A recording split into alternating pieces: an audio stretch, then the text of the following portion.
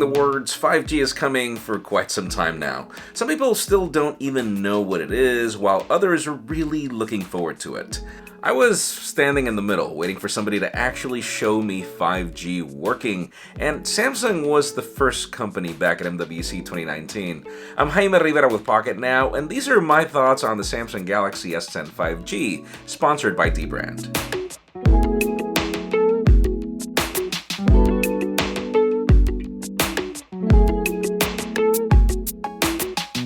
The Galaxy S10 is already with us. I know that some of you are already unboxing your brand new phones, and I know that others of you are waiting to see if it's worth it to wait for the 5G variant, which is more future-proof. To that I will say it depends. See, there are differences other than the 5G connectivity to the current Galaxy S10s that are launching right now on March 8th. First of all, the Galaxy S10 5G is actually the largest of the pack. It was to be expected with the added 5G antennas, and yet it's not that much larger in footprint to the Galaxy S10 Plus. We're talking about a larger 6.7-inch Quad HD dynamic Super AMOLED display that's just as stunning as the other Galaxy S10 units, with the same HDR10 Plus capabilities in tow. The aluminum on the sides has some interesting accents to make it stand apart, and then there's this cool color option that actually looks more like gold on the back and that doesn't really show fingerprints that much. An interesting twist is that the 5G logo in the back is not available in all markets and will also light up whenever it's connected to 5G. Internally, we have the new Qualcomm Snapdragon 855 paired with the Qualcomm X50 5G modem. It has the same 8GB of RAM as the rest, but a boost in base storage to 256 gigs. The battery is also larger at 4500 mAh with the usual IP68 water and dust resistance and Qi wireless charging that's also reversible. And then there are the differences with the camera. Surely you have the same arrangement as the Galaxy S10 Plus, but there is an advantage of a time-of-flight sensor in the case of the Galaxy S10 5G. And this is actually for both the primary and the selfie shooter. This helps the phone create a better depth map and therefore allow you to create videos with bokeh and see the results in real time. But now on to the most important question. Is it really worth it to wait for a 5G smartphone?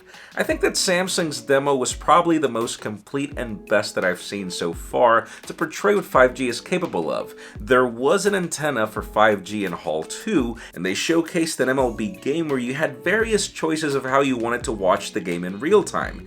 You could either choose to let the producer select the cameras for you, or you could choose which camera you wanted to stick to.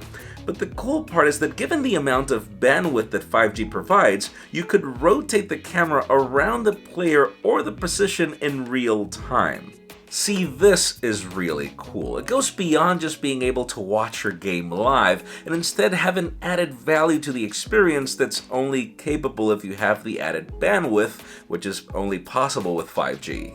Overall, I think that my two biggest concerns with 5G were truly addressed with this demo. I was worried that phones would get larger and bulkier, but Samsung has managed to bring some really sexy hardware here.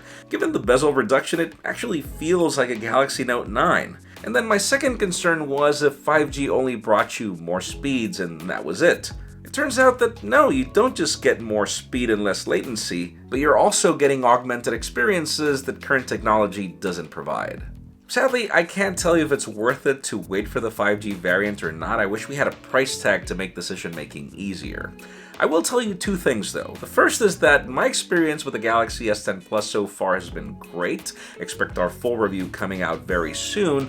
And the other thing is that I really have loved my experience with that 5G demo. So I think about the beauty of the hardware matched with the potential of the connectivity, and yeah, it might also be great to wait it out for the 5G variant. And to add to the cool of your new Galaxy S10, let's talk about today's sponsor, Dbrand. If you want to avoid those fingerprint smudges and pimp out your new Galaxy S10, Dbrand's new Swarm Skin is fantastic. And of course, that's just one of the many options they have available to cater to your taste. Follow the link in the description below to choose the skins that match your style most. Let us know in the comments down below what you're deciding to do, and while you're at it, make sure you follow us on social media, subscribe to both our channels, English and Spanish, for more videos like this one. You can follow me on Twitter, Jaime_Rivera, on Instagram at Jaime Rivera. Please give this video a thumbs up if you like what you saw. I'm Jaime Rivera. Thanks so much for watching. We'll see you on the next one.